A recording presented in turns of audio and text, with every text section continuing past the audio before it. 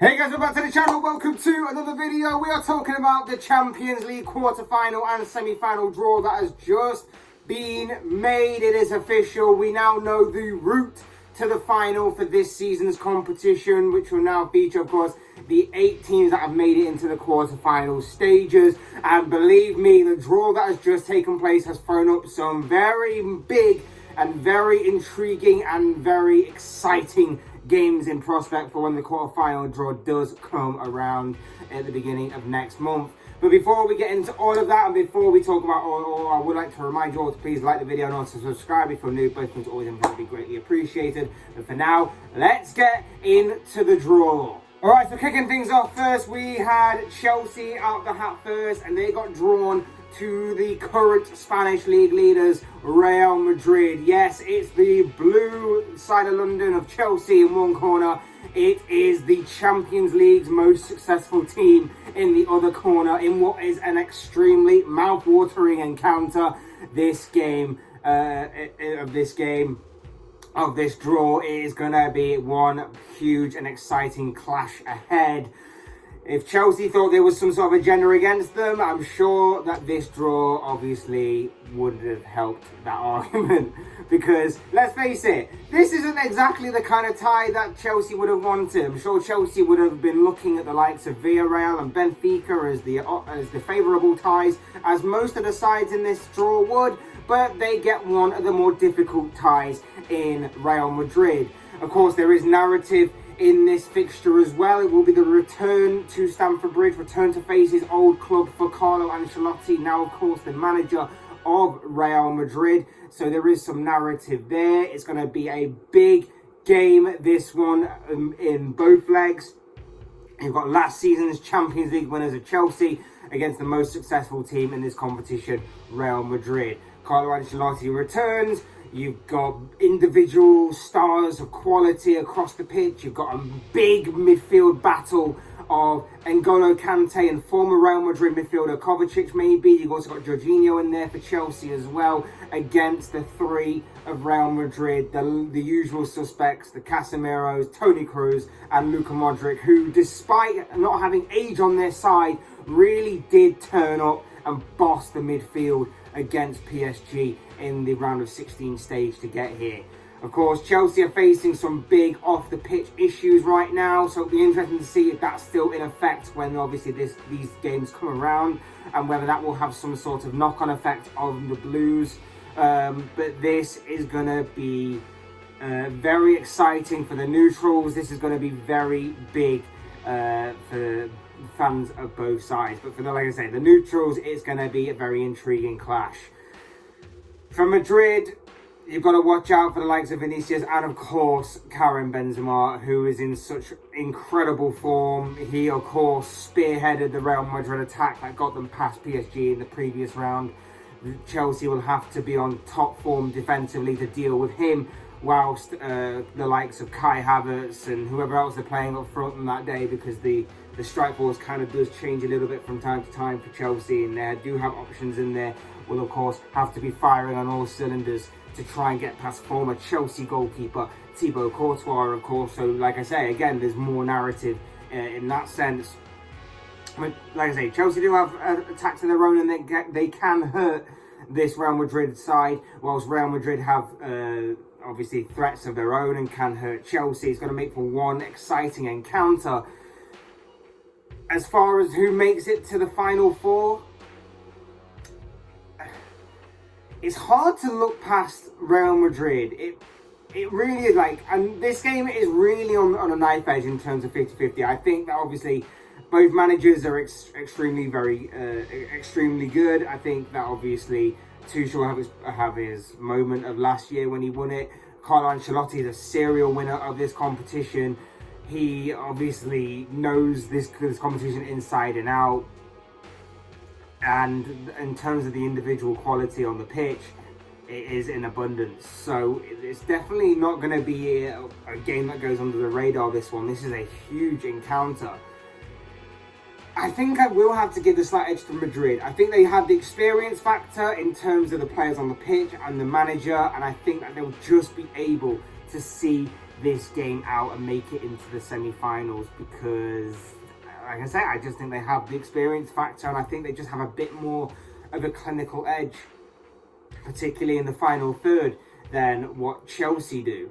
So I want to go with Real Madrid to make it into the Final Four, but I wouldn't be surprised if Chelsea do manage to pull this off and actually get it into the Final Four themselves. But like I say, as far as narrative goes, as far as how a big Champions League night's going to feel when this game comes around, it's going to be exciting. And like I say, I think Real Madrid are one of the favourites to actually go on and win this game, simply for the reason of their squad being incredible still, and the experience of having a serial winner in Carlo Ancelotti, not to be overlooked by any means.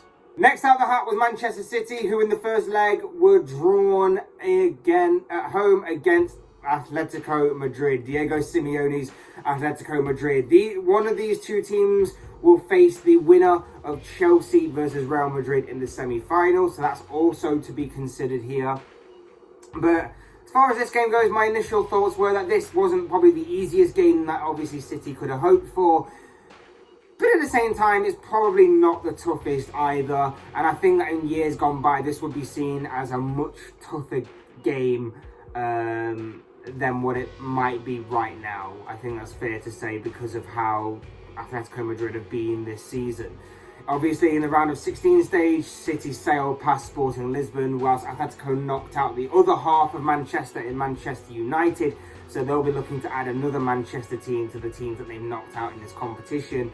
But of course, they'll have to wait to see if that moment actually does come around.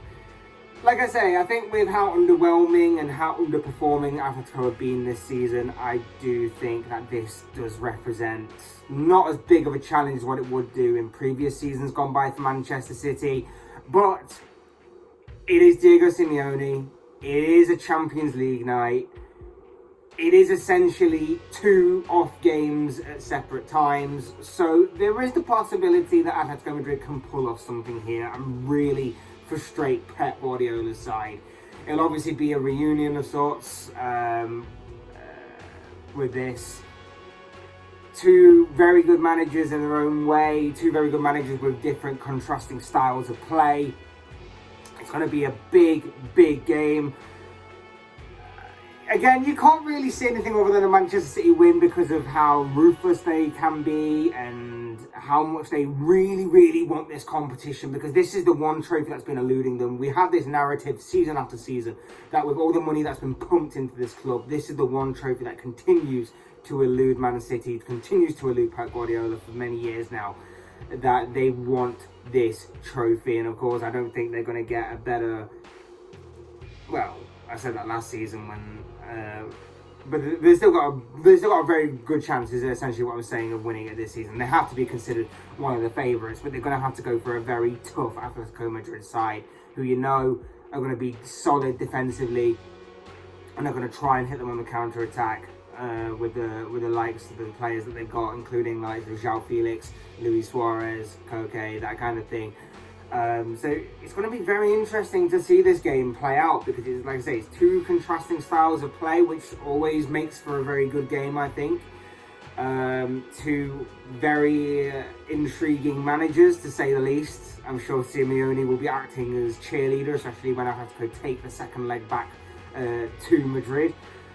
I think that is also an interesting point, that the first leg is at the Etihad and the second is at Atletico's ground, because if Atletico can get a good away result, it does kind of shift the tide a little bit in Atletico's favour maybe, because City will have to go to a very hostile ground and they'll have to try and break down what is going to be a solid defensive unit, to say the least. So I think that also adds to it, but I think to make it into the semi-final, you can't look past Manchester City, I don't think. Like I say, I hope Atletico Madrid could probably pull something off, but I think overall you've got to look at City at winning this one, advancing to the Final Four, and like I say, facing the winner of either Chelsea or Real Madrid. Man City to come out of this game and make it into the semi-finals is what I'm going for.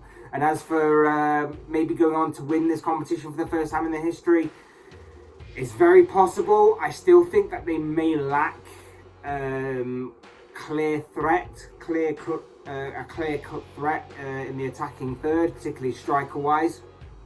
And I do think there is also the possibility of Pep Guardiola overthinking things, particularly when you consider that City are competing on other fronts as well.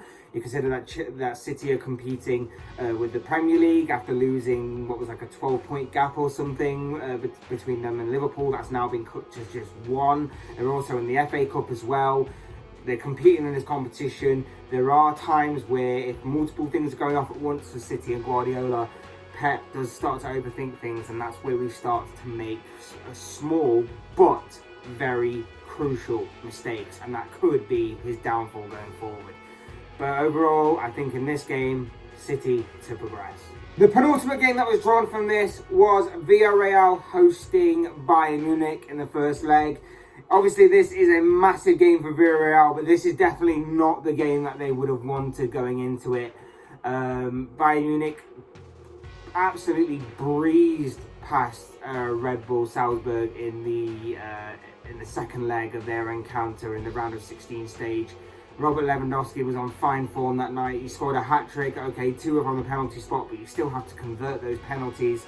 Whilst Villarreal, of course, pulled off what was a bit of a shock, I guess you'd say, against Juventus, beating Juventus whilst the Italian side were at home.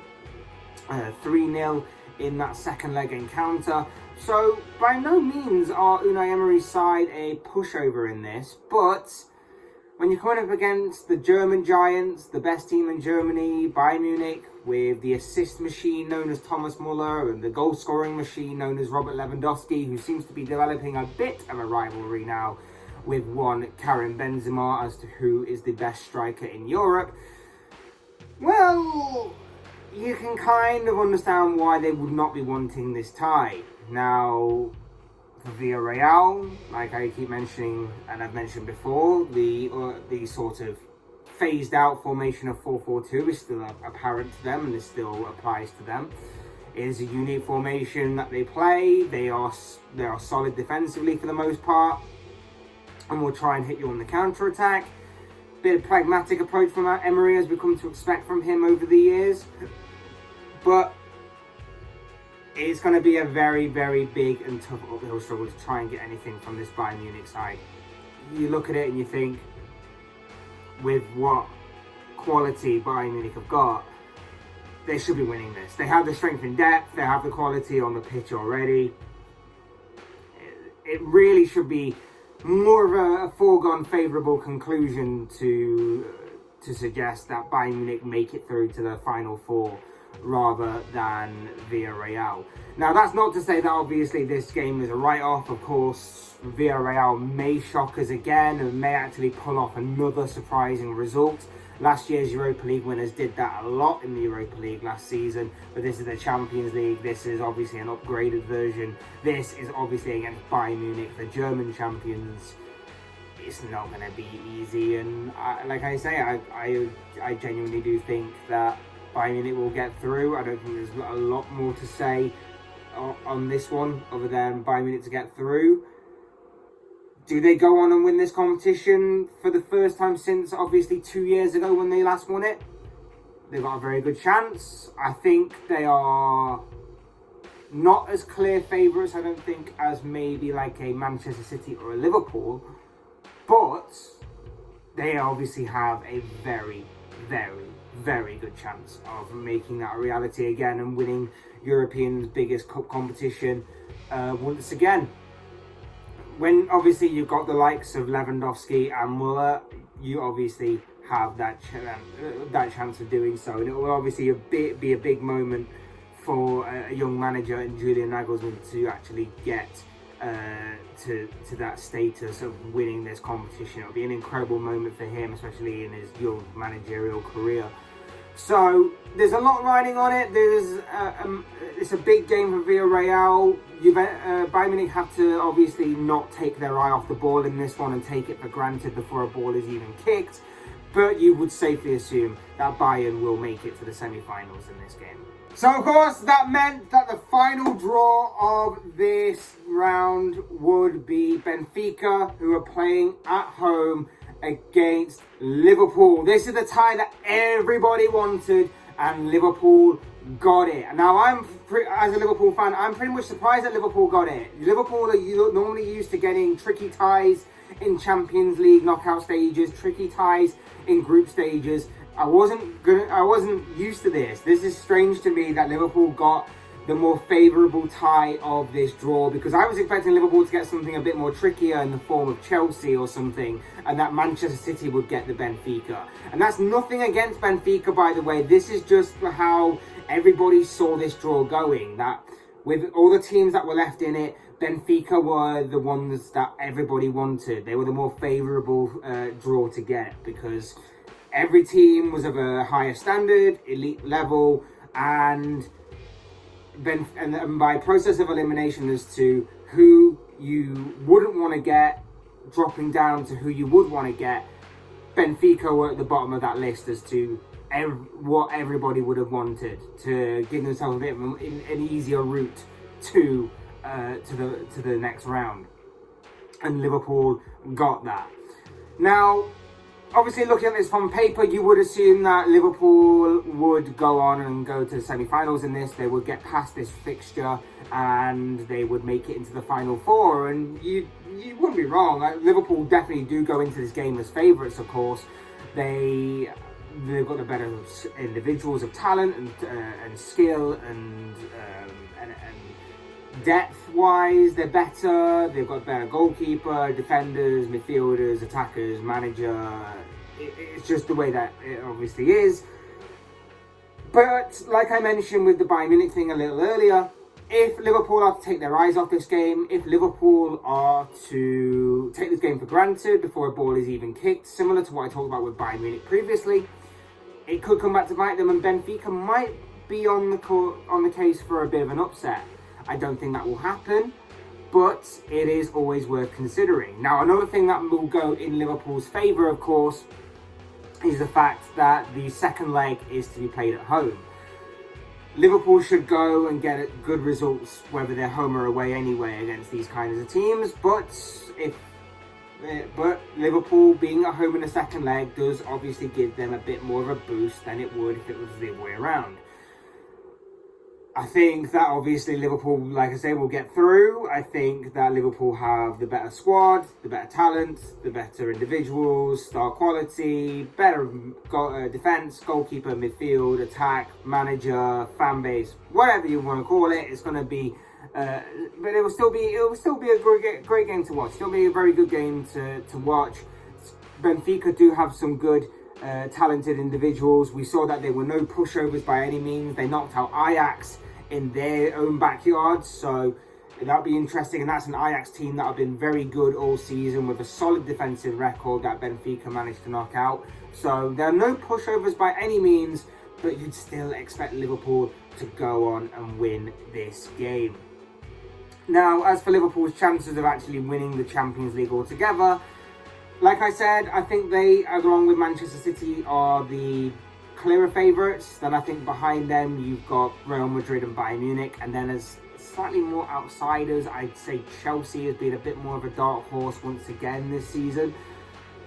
But for Liverpool, again, I do wonder, like I said earlier with Manchester City, whether competing on multiple fronts with the Premier League and the FA Cup along with the Champions League may be a bit overwhelming for them. I know that they have the squad to do it. I know that they have a frightening front five now, and the rest of the squad that is just full of options from top to bottom of the pitch.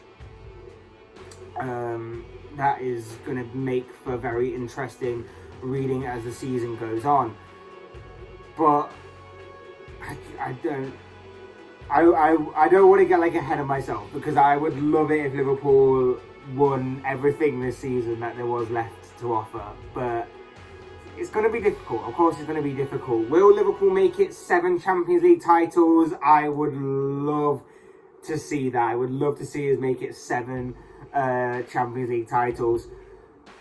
But it's going to be tough because obviously in the semi-final, the winner of this game will obviously play the winner of Villarreal versus Bayern Munich. And like I say, I think it is a bit more favourable that Liverpool will be favourites in this tie and go on to win this tie. And then in the other tie, of course, it's more favourable that Bayern Munich will win that tie. So you're setting up a very intriguing semi-final of Bayern Munich versus Liverpool right off the bat on paper before a ball is even kicked. Now, if that obviously comes true, that is going to be a massive tie in itself and a very intriguing one at that.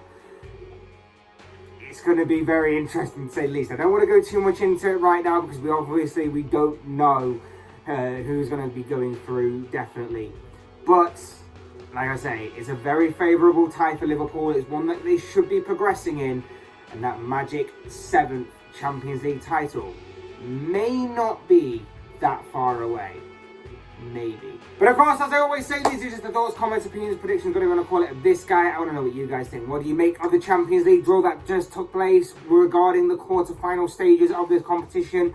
What do you think of the matches that have come about from this draw? What do you make of the prediction side of things? Who do you see advancing to the semi-finals from this? Who do you see them making it to the final now that we also know the route to the final as well? I'd love to know your thoughts, your comments, opinions and predictions, most of all predictions of course, down below in the comment section because I'm sure it'll make for interesting reading. Otherwise, hit that like button on the way up, enjoy the video, subscribe if you're new or want to see more content like this. Both things always and forever be greatly appreciated.